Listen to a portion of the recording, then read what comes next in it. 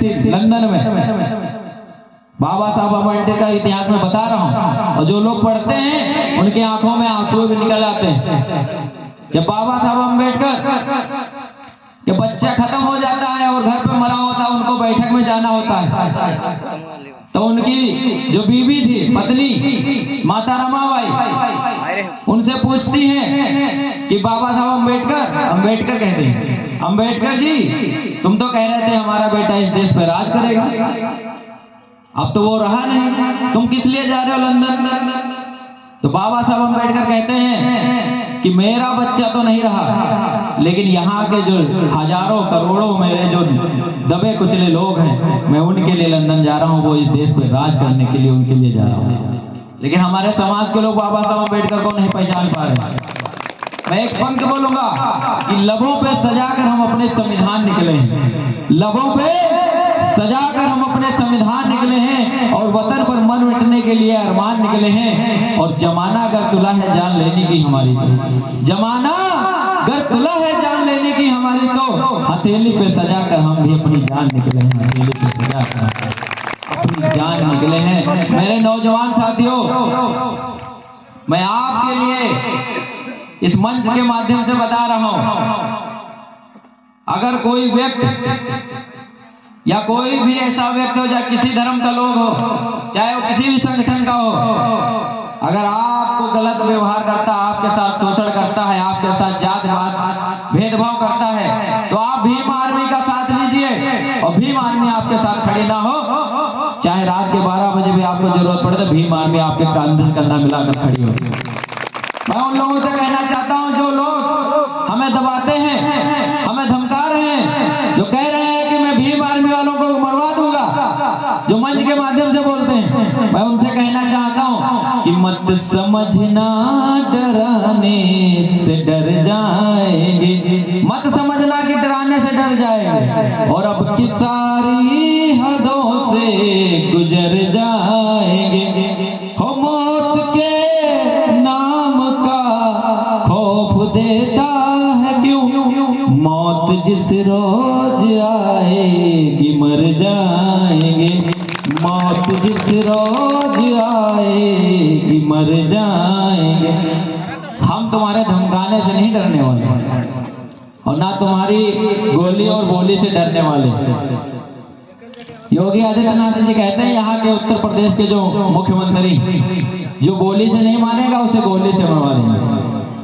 हम तो कह रहे हैं, मैं नौजवान इसी क्षेत्र का रहने वाला हूं, मरवा दीजिए, हम डरते थोड़ी ना है। बाबा साहब अम्बेडकर की औलादे हैं। ये देख रहे हो जो संविधान जो बाबा साहब अम्बेडकर ने दिया है हमको, ये संविधान हमको अधिकार देता है कि अगर कोई मनवादी तुम्हारे घर में घुसे तो उसका वो हालत करो जैसे बकरे की जाती, उसकी वो हालत करो जैसे बकरे की जाती। अगर कोई मनवादी तुम्हारे घर में घुसने की कोशिश करता है, हमें डरने की जरूरत नहीं, हमें जागने की जरूरत है। संविधान को बदला जा रहा है, हमारा आरक्षण खत्म किया जा रहा है, जिस आरक्षण की वजह से बड़ी बड़ी नौकरियां हम लोग पा रहे हैं। ओबीसी समाज को भी ये नहीं पता है कि उसका 27% आरक्षण में कितना % आरक्षण खा लिया गया। इन सबको हमको पहचानना होगा। हम लोग अपने यहाँ पे समाज के लोग शौचालय पे मर जाते हैं, कॉलोनी पे मर जाते हैं। बाबा साहब अम्बेडकर ने कहा था शिक्षित बनो, संगठित रहो, संघर्ष करो। मैं देखता हूँ कि 14 साल 15 साल का बच्चा होता है, उसको दूसरे के साथ भेज देते हैं बाहर कमाने के लिए कि 2-4 पैसा लड़का कमा के लाएगा। 500 रुपए कमाते हैं हर एक। यहाँ पे जितने भी लोग हैं 200, 300, 400, 500 रुपए की दिहाड़ी हो गया नहीं हो गया, लेकिन 200 रुपए शाम को आके पौवा मारना है, मुर्गा लाना है तो लाना है। अगर जब पौवा मार करके अपनी बीवी से लड़ाई करोगे कभी तुम्हारे घर में सुख समृद्धि आएगी? नहीं आएगी ना।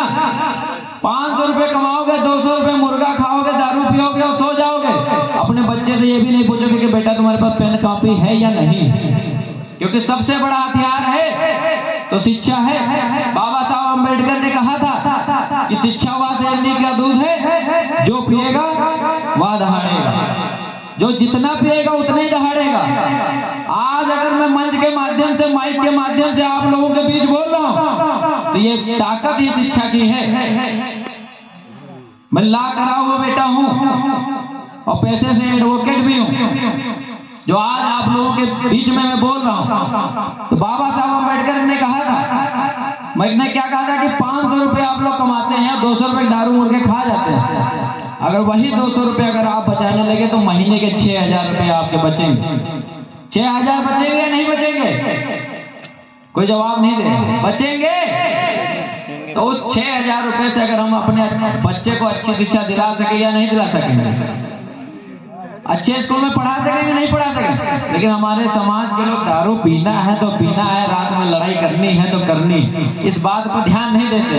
अगर बाबा साहब अम्बेडकर ने संविधान लिखा है तो दारू पी के नहीं लिखा, उनके पापा दारू नहीं पीते थे। बाबा साहब अम्बेडकर के पास 32 डिग्रियां थी, ये बात सभी को पता है, लेकिन हमारे समाज के ये लोग नहीं जानते कि सबसे बड़ा पढ़ने वाला अगर इस देश में पैदा हुआ तो हमारे समाज में, हमारी जात में पैदा हुआ। हमें गर्व है इस बात की, इस देश के अंदर का संविधान चल रहा है, इस देश के अंदर का कानून व्यवस्था चल रही है तो बाबा साहब अम्बेडकर के द्वारा लिखे हुए संविधान से चल रही है। हमारे समाज के द्वारा, हमारे समाज के नायक के द्वारा ये संविधान चल रहा है जो देश के अंदर चल रहा है। हमें गर्व करना चाहिए, लेकिन हमारे समाज के लोग जानते नहीं बाबा साहब अम्बेडकर को, उनको पढ़ते ही नहीं है। यहाँ पर माताएं बैठी हैं, सावित्रीबाई फुले के बारे में नहीं पता है, जिन्होंने महिलाओं के लिए, महिलाओं की शिक्षा के लिए जब घर से निकलती थी, पढ़ाने के लिए निकलती थी, उनको कोई नहीं पता। कितने लोग जानते हैं माता सावित्रीबाई फुले के बारे में? कोई नहीं जानता। माता सावित्रीबाई फुले जब महिलाओं को पढ़ाने के लिए निकलती थी घर से, जब महिलाओं को पढ़ने नहीं दिया जाता था, ये बात बहुत पुरानी है, 100-200 वर्ष पहले की बात है। जब माता सावित्रीबाई घर से पढ़ाने के लिए महिलाओं के लिए निकलती थी तो वही जो लोग महिलाओं को पढ़ने से रोकते थे तो माता सावित्रीबाई फुले के ऊपर कूड़ा करकट गोबर सब फेंक देते थे कि इनकी साड़ी गंदी हो जाए और महिलाओं के पास ना जा पाए इनको पढ़ाने के लिए, ताकि महिलाएं शिक्षित हो जाएंगी तो अपना हक अधिकार जान जाएंगे, वो हमारे सामने ही खड़ी हो जाएंगे। आज संविधान में अगर सबसे ज्यादा अधिकार मिला है तो महिलाओं को मिला है। हिंदू कोड में उठाकर पढ़ लेना।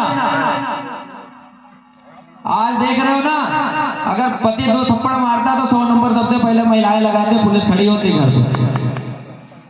यह अधिकार बाबा साहब अम्बेडकर ने दिया, जो तुरंत फोन लगाते 112 पुलिस आ जाती, वरना महिलाओं को सिर्फ घर में चूल्हा चौका करने के लिए रखते थे। बाबा साहब अम्बेडकर ने संविधान में महिलाओं को अधिकार दिया तो आज यहाँ की राष्ट्रपति जो है द्रौपदी मुर्मू, जानते हो आप लोग, वो भी एक महिला है जो सबसे बड़े पद पर बैठी है। तो इसकी ताकत को आपको पहचानना होगा। माता सावित्रीबाई फुले जब घर से निकलती थी तो गोबर कूड़ा ये सब फेंक दिया करते थे कि महिलाओं को ये पढ़ाए ना पाए।